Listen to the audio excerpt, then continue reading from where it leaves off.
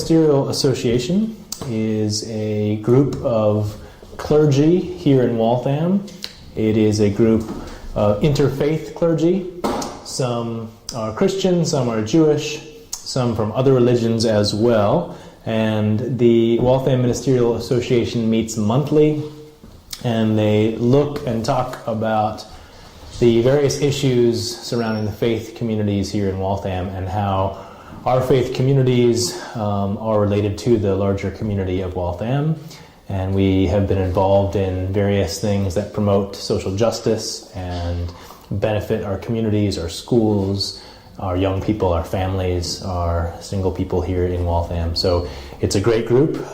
We are a part of that here at First Presbyterian Church, and I'm actually one of the co-presidents this year of the organization, along with Reverend Sarah Irwin of the Episcopal Church, Christ Episcopal Church. The Ministerial Association provides various things for the community. We often have a Thanksgiving service. We have a Martin Luther King Day service every year.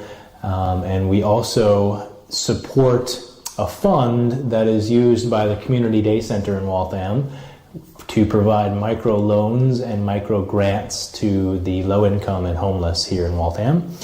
And so this fund has been going on for a few years now and is distributed by the Community Day Center. So the Waltham Ministerial Association gives this funding over to the Day Center to help low-income members of our community to get by. So the WMA provides not only worship services, interfaith services, but provides financial assistance to those in need here in Waltham. The WMA supports the Community Day Center, and the Community Day Center serves between 30 to 50 individuals each day. It's open 5 days a week, and it's been in existence since 2003. And it was largely started by First Presbyterian Church and some of the other churches in the area that came together seeing that there was a need to support the low-income and homeless here in Waltham. And so, yes, it's quite a need. There's a new director now, Eben Forbes, who started this fall, 2008, and I was the previous director for the past 3 years before that. It's been here in Waltham for over 100 years.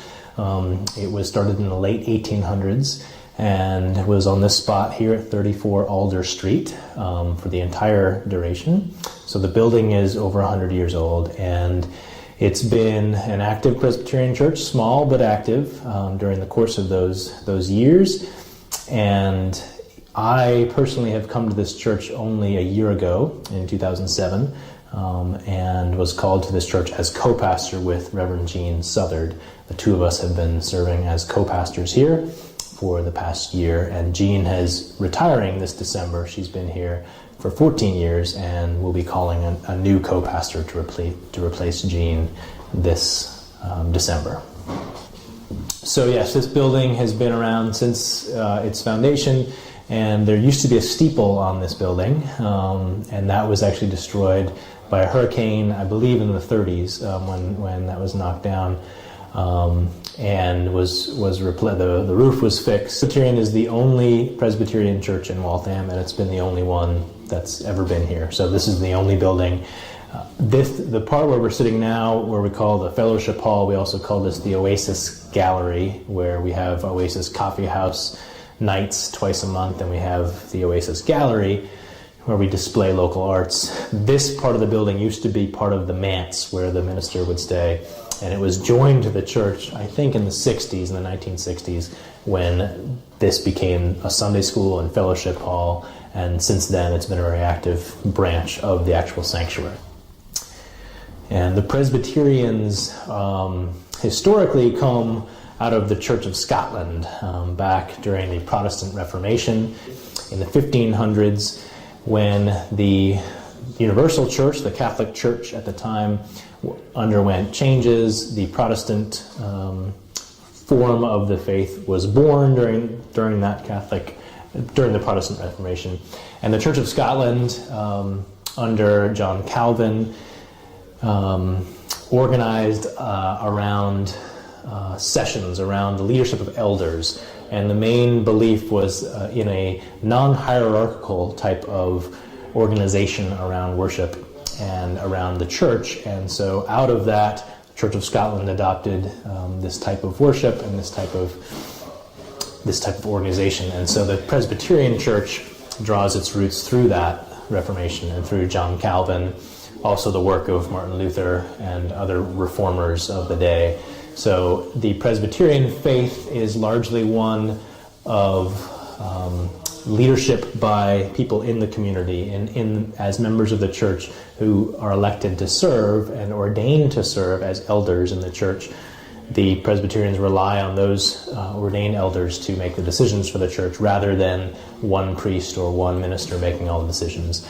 There's also an ordained minister of word and sacrament, of which I am one, and Gene Southard is another, and the two of us serve this congregation, working with the elders of the church to make the decisions for the church. We're also responsible for preaching and for organizing the liturgy each Sunday, where we have 2 Sunday services here at this church. One in the morning that Gene leads, and one in the evening called Watershed that I lead as well. And we've had an organ here for many years, and about 3.5 years ago, the church decided to remove the organ and to give it away. It was given back to the original donor, I believe, and the organ was replaced with piano for ease of maintenance. Organs are quite expensive to maintain, and pianos are simpler, and for the size of our congregation, the piano fit quite well. The style of worship, it works quite well to have our piano. We also have an electric keyboard that we use for our jazz music that often accompanies our evening services, where we use more spirituals, we use African American spirituals, a little bit more jazz music, and that sort of thing. So we use our electric keyboard for the evening services. The parishioners, those who come to this church as members of the church and those who worship here, represent diversity here in Waltham. We've reached quite a few of the various ethnicities here in Waltham. We are made up of, originally this church was made up of largely Caucasian immigrants who came down from Nova Scotia, who trace their heritage back through Scotland, of which my grandmother was one, not here in this particular church, but in the Newton Church. She came down from Nova Scotia into Boston for work. And so originally this church drew its membership from the Nova Scotian population here in the Waltham and Needham area. But over time, especially since Gene Southard has been working here the past 14 years, the church has shifted its membership to largely become a younger congregation. And it's also seen part of its mission, a large part of its mission, to reach those who are disenfranchised, those on the underside of our society. We have many members in our congregation who are homeless or previously homeless, many of those who live on low income, those who are, we have a large diversity of ethnicity and gender orientation, sexual orientation. And this church is quite a beautiful mix of faces and sounds, and it's a beautiful congregation. So in the Boston area, the Boston Presbytery is a group of 25 churches, and one of those is the Korean Church of Boston. There is no Korean Church of Waltham. Well, this particular building has 3 different services, 3 different churches that use this building. So there's a Spanish-speaking congregation, which is separate from the Presbyterian Church, and there's a Seventh-day Adventist church, which is also separate then.